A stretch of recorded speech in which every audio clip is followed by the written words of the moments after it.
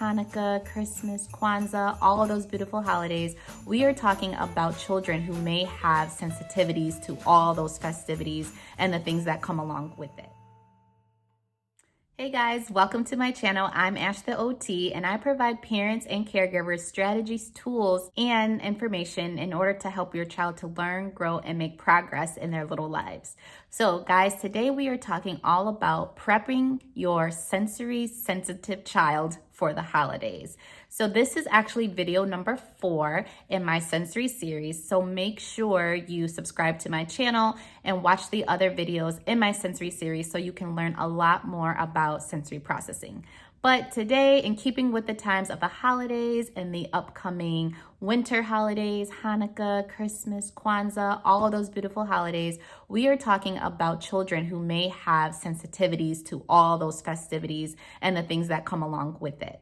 So children who have sensory sensitivity challenges may have an especially hard time during the holiday season because of all the new stimulation, right? And the new experiences. There's lots of lights and music, new foods, new smells, maybe even new people around. So it may be a hard time for them to actually get through. But I'm gonna give you 10 different steps on ways that you can help your child through this time. Tip number 1 is to be aware of sound sensitivities. So during the holidays, there's lots of music, lots of noise, lots of things going on in the environment in our homes, as well as out and about if you go out to the malls or go shopping and things like that. So you may want to be mindful of that and just always have a set of earplugs or noise canceling headphones available, or even provide them with their own set of calming, quiet music to listen to during this time of the year. Tip number 2 is to keep decor or decorations at a minimal or gradually build up over the weeks to come or the days to come, right? So for some kids, it may be way too much if they go to bed one night and everything is like how they're used to it, right? Familiar with all the furniture, where everything is and just how things are. Then they wake up the next morning and there's a tree here, there's lights here, there's a snowman over here, there's a reindeer over here. It can be way too much stimulation and way too much sensory input for them all at once. So make sure you either are keeping your decorations at a very minimal, especially in their surrounding environment at home, or you can gradually over time add decorations here and there. And you may even want to include them in the process so that they feel a little bit more in control of that situation. Tip number 3 is to provide or create a safe space for your child. So this can be in their room. It could be a small space that you have available for them, such as a tent. It could be a closet space. And this is just an area where they can go if they feel overwhelmed, right? So in this area, you may want to include things such as pillows or blankets, their favorite stuffed animals, calming music, even little fidget toys, things that are going to kind of help them to feel at peace and feel a little bit more calm and regulated. But it gives them a safe place that they know that they can go to if they start to feel a little bit overwhelmed with everything that's going on around the holiday time. Tip number 4 is do not force festive clothing, especially if it's uncomfortable for your child, right?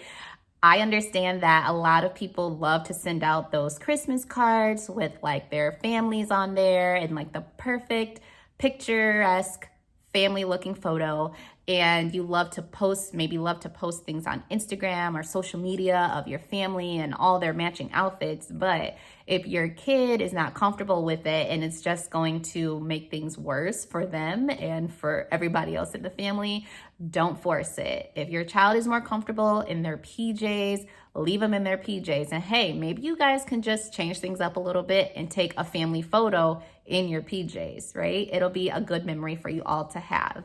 Tip number 5 is don't expect your child to eat or even like your holiday food that you have put out there, right? Usually the holiday food, it comes once a year And a lot of kids are not used to the different tastes and used to these new smells because they are only once a year. And so it usually takes a while for a child to become acclimated to a certain food before they really know if they like it or not.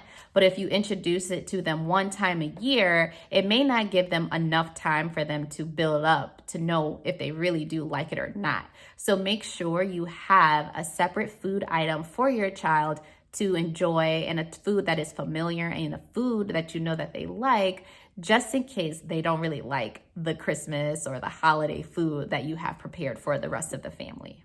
Tip number 6 is to prepare them ahead of time for what's to take place on your particular holiday. So you may want to talk about it days in advance, maybe even some kids weeks in advance. You may want to provide schedules, visuals for them, maybe read books about the situation that's going to take place, even watching videos so that they have a positive connection or association with the holiday or the festivity that your family participates in. Make sure that you prepare them ahead of time so they can be aware of what to expect. Tip number 7 is to allow them to take breaks for movement, deep pressure, and maybe even heavy work if necessary. You want to give them an opportunity to move about and get some of that input that really helps them to calm down. So that could be tight hugs and squeezes from you, or even wrapping up in a warm blanket. Tip number 8 is to keep unwrapping of gifts to one gift at a time. So if you have a family full of children and everybody's unwrapping their gifts at the same time, it can get very loud, it can get very visually cluttered, and that could set the tone for the day for the child being overwhelmed or have a sensory overload right at the beginning of the day, which you don't want. So instead, have that child to maybe unwrap one gift at a time, or maybe if you have multiple kids, have everybody kind of take turns unwrapping their gifts and throwing away the paper as they go, so that it's not too much sensory overload for them. Tip number 9 is to inform other people who may be buying gifts for your child of what things are appropriate or not appropriate for them, or what things are mostly beneficial, especially for a child who has some sensory needs. The last thing you want for a child who has some visual sensory sensitivities or tactile sensory sensitivities is for people to flood them with gifts that do and challenge those exact things, right? So you want to be very conscious of the gifts that you get for your child, as well as the gifts that other people buy for your child. And last but not least, tip number 10 is for you as the parent or caregiver, for you to relax yourself, right? If you are feeling so much stress and so much anxiety, your child actually feeds off that energy, right? So you don't want your child's stress levels and anxiety levels to go up because yours are as well. So you need to try your best to find ways that you can relax and be calm, so that way you are ready to cater to the needs of your child and help them to be calm. So guys, I hope this was very, very helpful for you, and I hope you all enjoy your holidays this year. And also, if you have not done it yet, remember to check out the other 3 videos in my sensory series, and I can't wait to chat with you guys on the next one. All right, guys, bye.